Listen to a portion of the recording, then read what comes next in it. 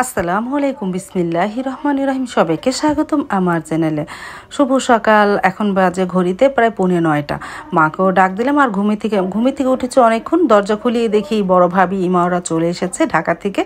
তারপরে মা ইমাকে ডাক দিল আমাদের ঘরে নাস্তা খাওয়ার জন্য। মা আর ইমা ডিম পোচ দিয়ে রুটি দিয়ে খাচ্ছে, আমরা অবশ্য চা খাবো, সারামণিও চা খাবে।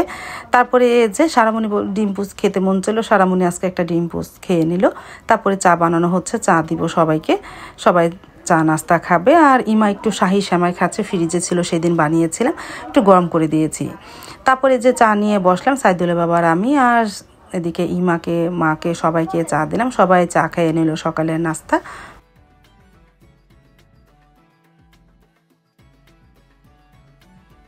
তারপরে ঘন্টা খানিক পর আমি একটু রান্নাঘরে আসলাম কলমি শাক বাছার জন্য। কলমি শাক ভাজি করবো আজকে, রান্না তেমন নাই।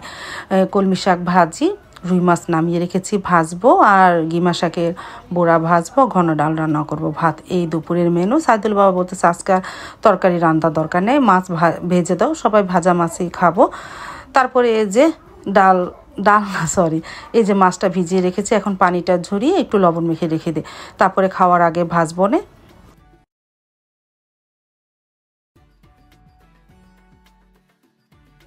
সব কিছু গুছিয়ে রাখলাম, গিমা শাকটা ধুয়ে রাখলাম, এদিকে কলমি শাকটাও ধুয়ে রেখেছি, ভাতের চালও ধুয়ে রেখেছি। প্রায় বেজে গেছে 12:30 মতন, আমি জোহরের নামাজ শেষ করে রান্না করতে আসবো।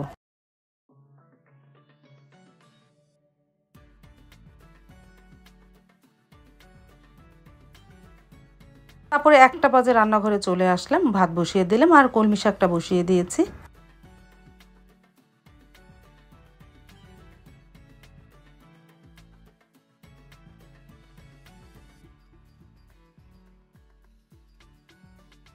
কলমি শাকটা মজেছে, এখন শুকনা মরিচ রসুনটা ভেজে কলমি শাকটা দিয়ে দিলাম, বাগার দিলাম কলমি শাক ভাজি।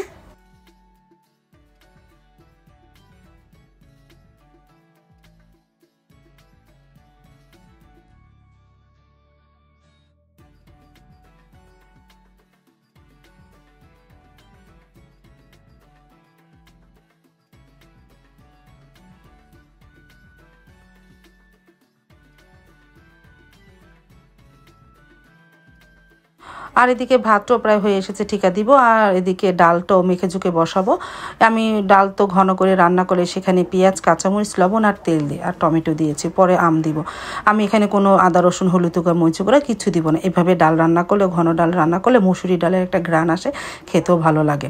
এখন এই যে পরিমাণ মতন পানি দিয়ে চুলায় বসিয়ে দিব মাখা চোখা মুসুরি ডাল রান্না।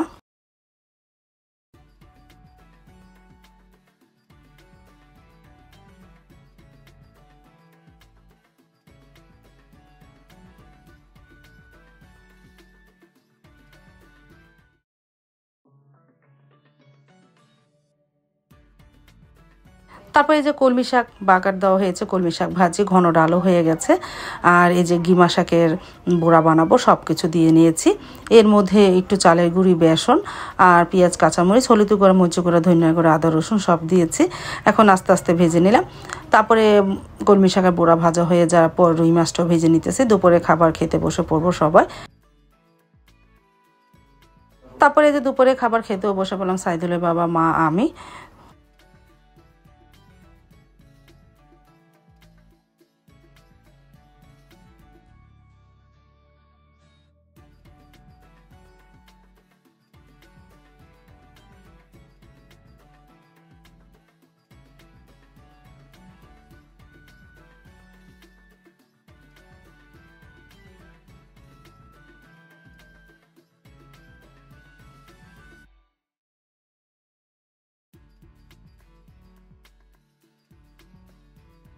দেখতে দেখতে সন্ধ্যা হয়ে গেল। সন্ধ্যার সময় একটু পেঁয়াজু ভাজলাম, আর ছোলা ভোনা ছিল, আর মুড়ির মশলা ছিল, মনে করলাম একটু মুড়ি মাখি।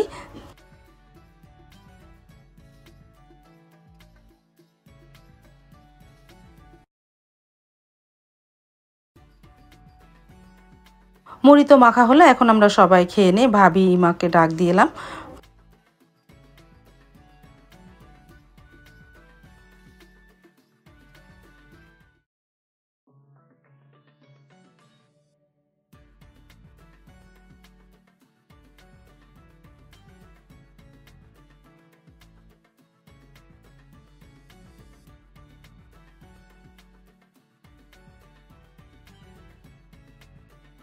এই যে আমরা সবাই খেয়ে নিতেছি। জান্নাত বুড়ি দেখো মুড়ি মাখা খাচ্ছে, ও তো খুব পছন্দ করে মুড়ি মাখা। আজ তাহলে এই পর্যন্ত, দেখা হবে আগামীকালকে নতুন আরেকটা ব্লগ নিয়ে। আল্লাহ হাফেজ, আসসালামু আলাইকুম।